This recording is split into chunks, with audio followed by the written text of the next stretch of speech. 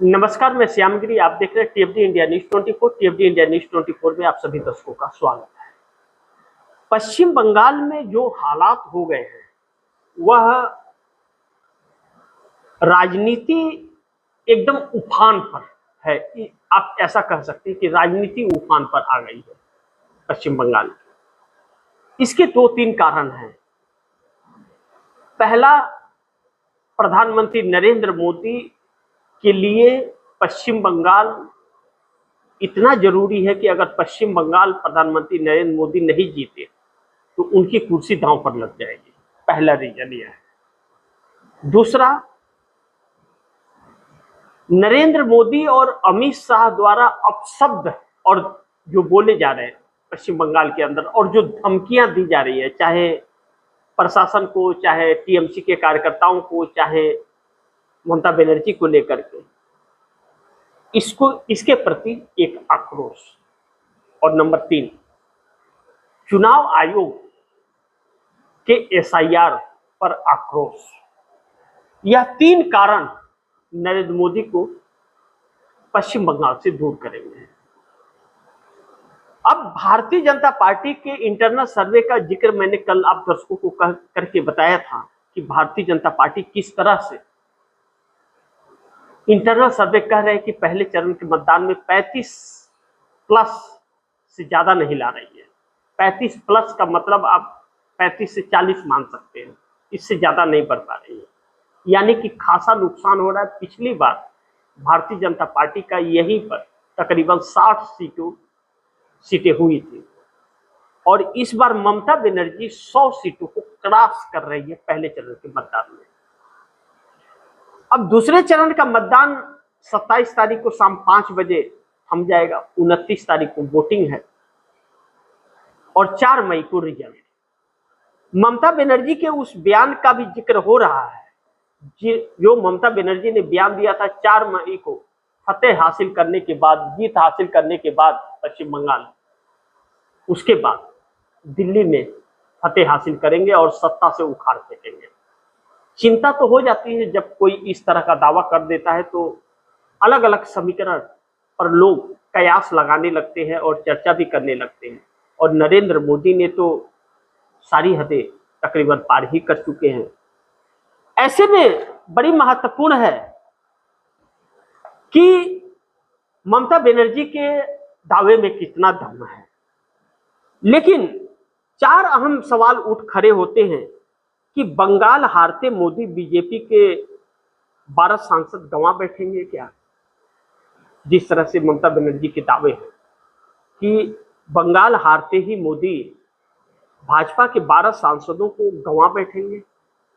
जिन 12 सांसदों की बात हो रही है यह पश्चिम बंगाल से आते हैं, और भारतीय जनता पार्टी के पश्चिम बंगाल से 12 सांसद चुन करके आए थे। 2019 में 18 थे, इस बार 12 है, 6 कम हो गए। तो पिछली बार जो भाजपा का सिचुएशन था वह अलग था। पूर्ण बहुमत की सरकार थी 19 में भाजपा के, और 21 में चुनाव हारे भी तो कोई फर्क नहीं पड़ा क्योंकि दिल्ली के तख्तोताज पर थे। अब 24 में 12 आए हैं लेकिन अल्पमत की सरकार है, और ऐसे में ममता बनर्जी अगर 200 और 200+ से सत्ता में आ जाती है, इसका मतलब वही मजबूती उनका बना रहेगा। नरेंद्र मोदी के लिए दिक्कत होगी, ममता कभी भी हिला सकती है। तो वह 12 सांसद जो पश्चिम बंगाल के हैं वह तृणमूल कांग्रेस में जाकर के मिल सकते हैं, यानी कि टीएमसी, ममता बनर्जी की पार्टी, जिसमें 7 सांसदों का कई बार जिक्र खबरों में हो चुका है।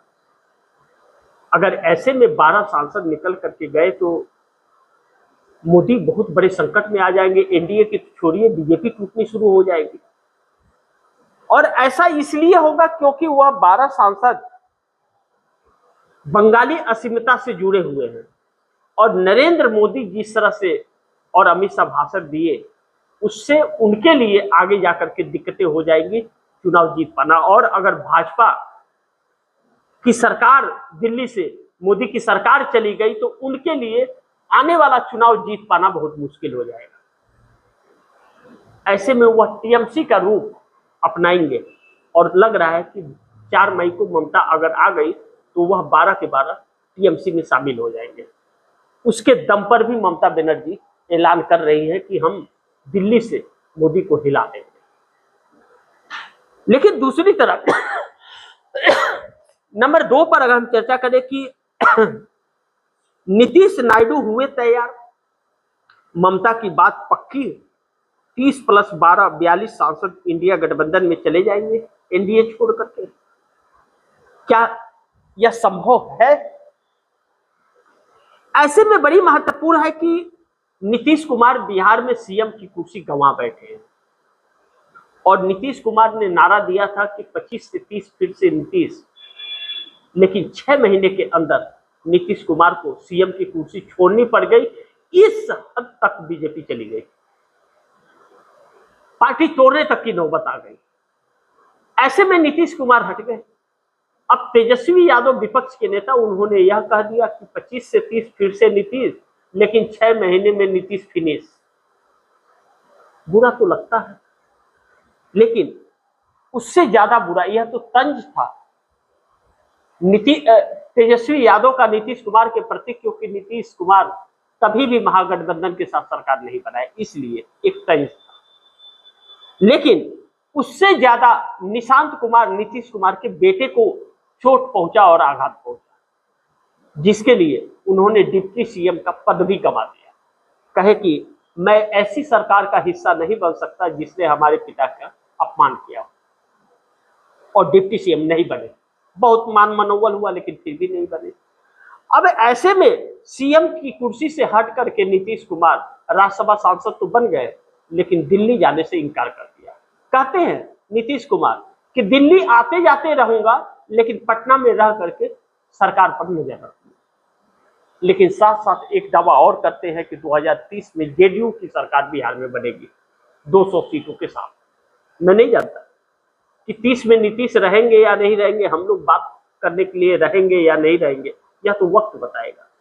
लेकिन अगर यह बातें नीतीश कुमार कह रहे हैं कि जेडीयू की सरकार बनेगी, इसका मतलब साफ है कि वह एनडीए गठबंधन छोड़ देंगे और अकेले चुनाव लड़ेंगे। अपनी पार्टी का इतना विस्तार कर लेंगे क्या नीतीश? लेकिन अरविंद केजरीवाल के 10 में 7 सांसद भारतीय जनता पार्टी तोड़ने के बाद नीतीश कुमार के 12 सांसदों पर भी निगाहें टिका करके रखी हुई है। पश्चिम बंगाल से फ्री होने के बाद नीतीश कुमार के उन 12 सांसदों के पीछे पड़ेगी, क्योंकि भाजपा जान रही है कि ममता बनर्जी ऐलान कर रही है, इसका मतलब तोड़ फोड़ शुरू होगा, तो इससे अच्छा नीतीश कुमार के 12 सांसदों को तोड़ दो, और वह बिक भी जाएंगे, क्योंकि वह भाजपा की ही भाषा बोलते हैं। अगर वह सही होते तो नीतीश आज एनडीए गठबंधन में न हो और मोदी प्रधानमंत्री न हो। हालांकि तंज नीतीश कुमार के पार्टी के नेता तेजस्वी यादव को कसते हैं कि आपको मलाल हो सकता है कि हम आपके साथ, आपको मौका नहीं मिला, लेकिन हम जहां हैं वहां खुश हैं। हमारा समर्थन सम्राट चौधरी सरकार को है, लेकिन अंदर खाने यह है कि अगर मांगे नहीं मानी गई तो समझौता नहीं करेंगे, हम छोड़ देंगे। नीतीश कुमार भरपूर बार्गेनिंग कर रहे हैं, कैबिनेट विस्तार का प्रेशर दे रहे हैं और लिस्ट थमा दिए, देखो भैया हमारा तो इतना मंत्री बनना चाहिए, तुम्हारा बने या ना बने। ऐसे में ममता बनर्जी के ऐलान के बाद यह कहा जा रहा है कि ममता बनर्जी नीतीश कुमार को अपने साथ लेने में कामयाबी हासिल करेगी। लेकिन चंद्रबाबू नायडू की भी नजरें पश्चिम बंगाल चुनाव परिणाम पर टिका हुआ है, और चंद्रबाबू नायडू जानते हैं कि नीतीश को भी यह तोड़ेंगे और हमें भी तोड़ेंगे। जब यह 7 सांसद तोड़ करके और पूरी पार्टी, आम आदमी पार्टी खत्म करने की नौबत है। खबर इस बात की भी है कि पंजाब के अंदर भारतीय जनता पार्टी 60 विधायकों को तोड़ करके आम आदमी पार्टी को अपना सरकार बनाएगी पश्चिम बंगाल चुनाव के बाद। मैं नहीं जानता कि टूट जाएगी कि नहीं, लेकिन अरविंद केजरीवाल खत्म है। अब अरविंद केजरीवाल ऊपर नहीं आ सकते। अरविंद केजरीवाल को अब मायावती बनना पड़ेगा, न इधर के न उधर के, कहीं के नहीं रह जाएंगे, और अब उन्हें सत्ता में आना इम्पॉसिबल होगा। पंजाब के अंदर कांग्रेस को एक बहुत बड़ा एज मिल गया है और इस बार 2027 में पंजाब में कांग्रेस की सत्ता आने जा रही है। ऐसे में भाजपा अपनी सरकार बनाने के लिए हर संभव प्रयास करेगी क्योंकि मौके उसके हाथ में आ गए हैं।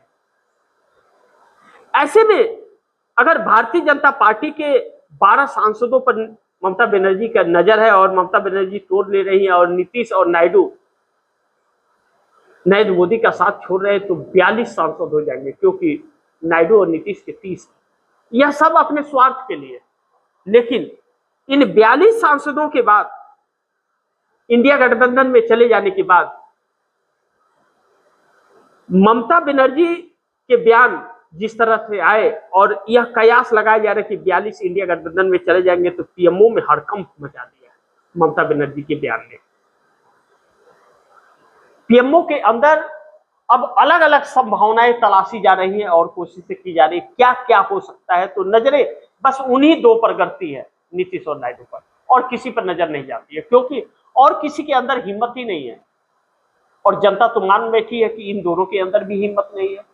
लेकिन चंद्रबाबू नायडू जो निगाहें गड़ा रखे हैं, इंडिया की सरकार बने या न बने, लेकिन चंद्रबाबू नायडू बहुत ज्यादा दिन तक मोदी के साथ अब रास्ते नहीं काट पाएंगे क्योंकि दूसरे चरण का मतदान पश्चिम बंगाल का जब 29 तारीख को खत्म होगा तो उसके बाद जो रेट रातों रात बढ़ना शुरू होंगे वह झेल नहीं पाएगा कोई और इस देश में एक विद्रोह की परिस्थितियां खड़ी हो जाएंगी, ऐसा कहा जा रहा है। जिस तरह से अर्थशास्त्री बड़े बड़े अपने बयान दे रहे हैं उससे यह बिल्कुल प्रतीक हो रहा है। लेकिन कांग्रेस एक अलग ही रोल में नजर आ रही है।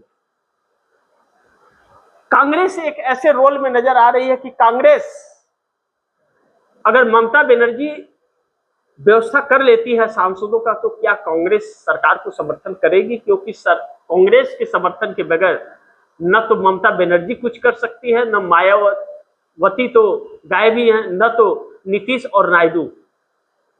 नीतीश नायडू ममता मिलकर के कुछ भी नहीं कर पाएंगे। भारतीय जनता पार्टी के 40 सांसद क्यों न तोड़ ले 12 की जगह, तभी भी कुछ नहीं कर पाएंगे जब तक कांग्रेस का समर्थन नहीं मिले। और कांग्रेस ने साफ किया कि भैया हमें तो सरकार में शामिल नहीं होना, आप बना लीजिए सरकार, हम आपको बाहर से समर्थन देंगे, सही चलेंगे तो ठीक है और उड़ने की कोशिश करेंगे तो पंख काट देंगे, यानी कि सरकार गिरा। आप सरकार तभी बना सकते हैं जब व्यवस्थाओं को बदलने का आप वादा करेंगे कि सारी व्यवस्थाओं को आप बदलेंगे, चुनाव आयोग को निष्पक्ष बनाएंगे, निष्पक्ष चुनाव उसका होगा, जितने वोटर्स का नाम कटा है सबका निष्पक्ष नाम चढ़ेगा नियमों के अनुसार और ब्यूरोक्रेसी पर लगाम लगेगा, तब समर्थन मिलेगा। तो मुद्दा ही यही है कि भाजपा ब्यूरोक्रेसी के जरिए विपक्ष को परेशान करती है।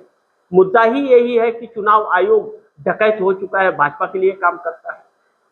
मुद्दा ही यही है कि ईडी सीबीआई इनकम टैक्स झूठे आरोप में लोगों को अंदर करवा रही है और उसके बाद जब सब ठीक हो जाएगा तो फिर मध्यवर्ती चुनाव, यानी और इसी को रोकने के लिए भाजपा हर संभव प्रयास कर रही है कि दूसरी सरकार न बन पाए, भले मध्यवर्ती चुनाव हो जाए लेकिन नरेंद्र मोदी की अगुवाई में, क्योंकि नरेंद्र मोदी के अगुवाई में अगर नहीं हुआ तो ज्ञानेश कुमार कुर्सी से हटा दिए जाएंगे और ज्ञानेश कुमार हटा दिए गए तो मोदी अपनी सीट भी नहीं बचा पाएंगे, भाजपा के और बहुमत की तो बात तो छोड़ दी।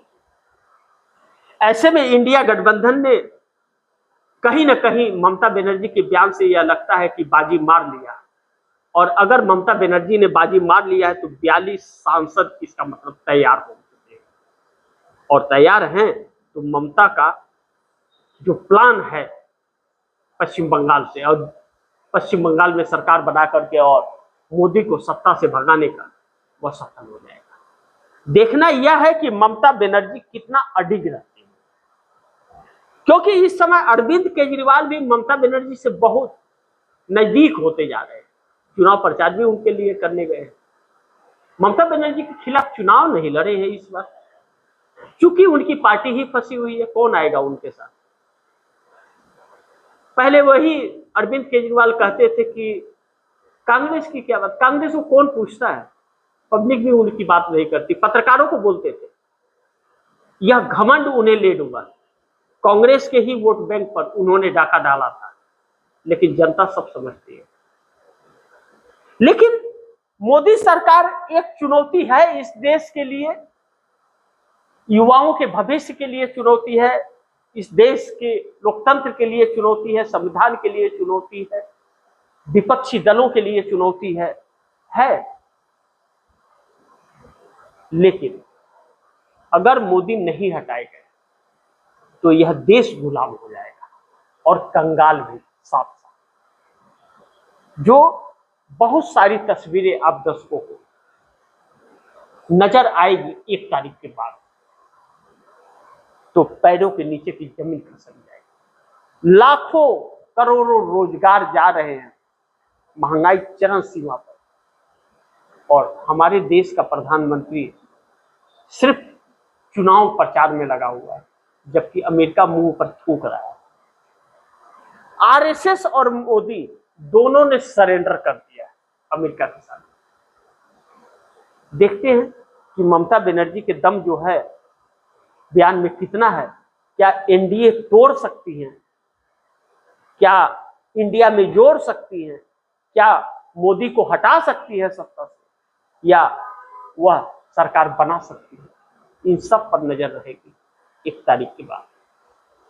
बाकी आप दर्शक क्या सोचते हैं, आप दर्शकों की क्या राय है, कमेंट बॉक्स में जरूर दीजिएगा। इस खबर को ज्यादा से ज्यादा शेयर कीजिएगा, अपने दोस्तों को भी कहिएगा आगे शेयर करें। और आपने अगर टीएफडी इंडिया न्यूज़ 24 को सब्सक्राइब नहीं किया, सब्सक्राइब कर लीजिए, अपने दोस्तों को भी कहिएगा सब्सक्राइब करें। मिलते हैं अगली खबर के साथ, तब तक के लिए नमस्कार।